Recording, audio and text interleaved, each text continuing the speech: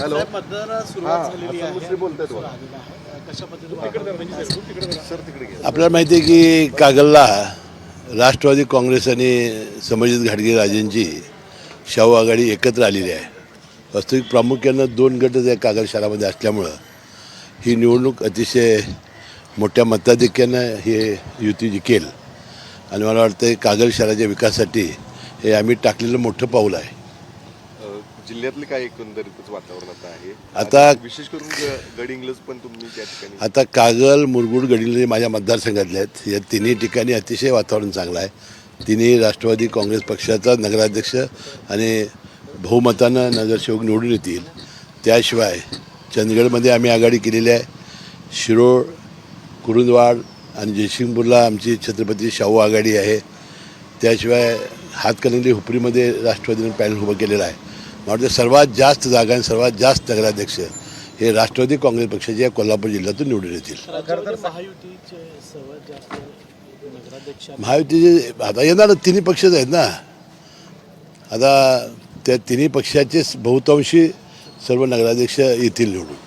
या ठिकाणी ठाकरे गटाच्या नगराध्यक्षांनी पाठिंबा दर्शवलेला आहे. नाही, अनेक आता ह्यामध्ये घडामोडी घडलेल्या आहेत. आता ठाकरे गटानं शिंदे गटावर जाण्याचा निर्णय काही ठिकाणी घेतला. जयसिंगपूरला तर अजबच घटना घडलेली आहे. काँग्रेस आणि भाजपच एकत्र आलेलं आहे.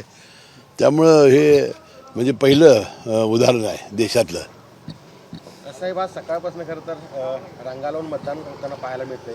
कागलमध्ये आपण आहात, काय सांगाल? नाही, कागलच्या लोकांना एक सवय आहे मतदानाला लवकर उठून मतदान करायचं आणि जास्तीत जास्त उच्चांकी मतदान करायचं.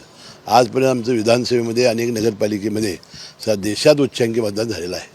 खरं तर गावगाड्याची निवडणूक राज्य पातळीवर पोहोचलेली आहे. मुख्यमंत्री, उपमुख्यमंत्री देखील या सर्व निवडणुकीच्या मैदानात. कागल हे राजकीय विद्यापीठ असल्यामुळे सगळ्यांचं लक्ष इकडं आहे. तुम्ही शक्तीपीठला विरोध केला होता, मात्र त्याच शक्तीपीठला मी शक्तीपीठला विरोध कुठं केला होता.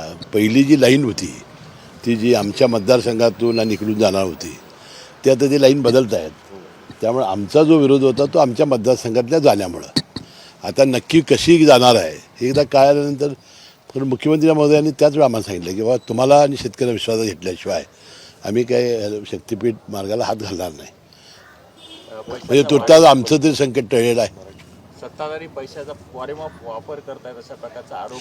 असं विरोधकांना काय वाटते की विरोधक ज्यावेळेला पराभूत होतात त्यावेळी 2 असते मार्ग असतात. एक पैशाचं वाटप फार झालं आणि धमक्या दिल्या आणि आश्वासन दिली. आता काय नाही लागलं आमचा.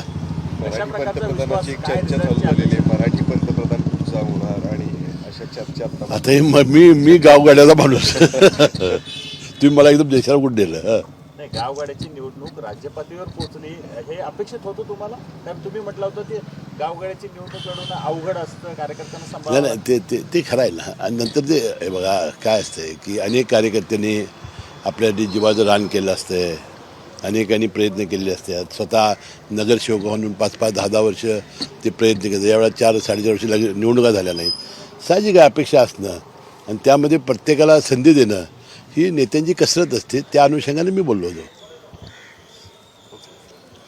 एवढ्या लवकर आलाय का?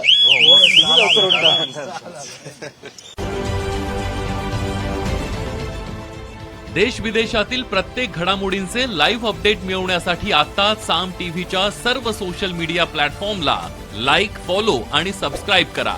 तसंच सर्व नोटिफिकेशनसाठी बेल आयकॉन प्रेस करायला विसरू नका.